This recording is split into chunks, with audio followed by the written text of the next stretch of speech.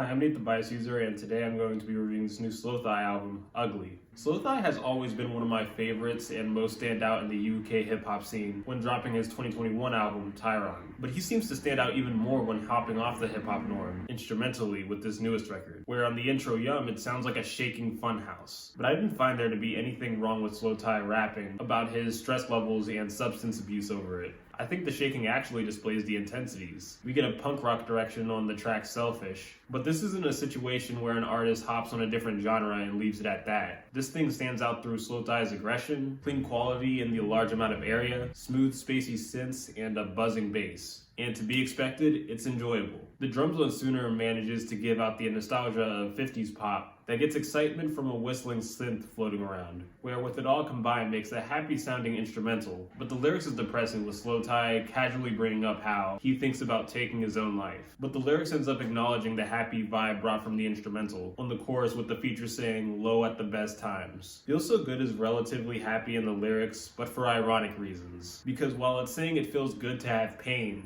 the pain is what makes the person a real person. So it displays the brightness over the pain someone goes through. And I'm glad the pop-punk instrumental is so full of life and gets these sparkling synths popping around at a certain point. Same with the soft female vocal repetition that feels like an instrument. I'm also glad this was happiness we could get exposed to till we entered the tragic Never Again, where slowthai reflects on his relationship with an ex-girlfriend who in the future lost her life to her own husband. And now slowthai is having regrets on things he should have done when they were together. I knew this thing wasn't going to be happy just by the moody piano, but the instrumental continues to get more deep as the sadness progresses, and it reaches its peak when a guitar playing slowly comes in. So yeah, dark stuff, but the instrumental and the reflecting kind of makes this thing a beautiful sadness. But the follow-up Fuck It Puppet is simply 1 minute, but it's not filler, especially with the back and forth between slowthai and what I believe to be the part of his conscience that encourages him to do drugs, or drugs itself, speaking to him, and the intense instrumental helps at giving the dialogue a background. Very strong work, but once we enter the final half, we get the first underwhelming cut to the record, Happy.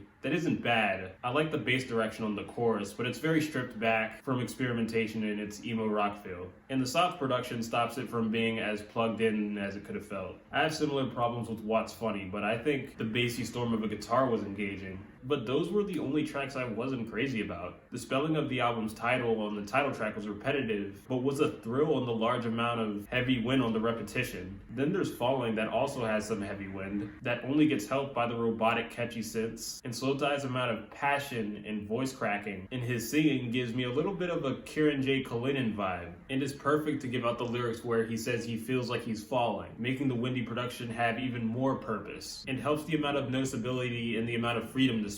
A combination of one of the most aggressive vocal performances from slowthai and a folk instrumental on Tourniquet was something that actually worked, but I guess the tight vocal production held it back from feeling completely overblown, and the piano riffs were moody enough to have it sound in the right place. Ugly as an experience, it's depressing, but slowthai's creativity does wonders to his execution of what he talks about, for better or worse. And while there were a few moments that underwhelmed me, this thing still has some of the best out-of-the-box rap music I've heard all year.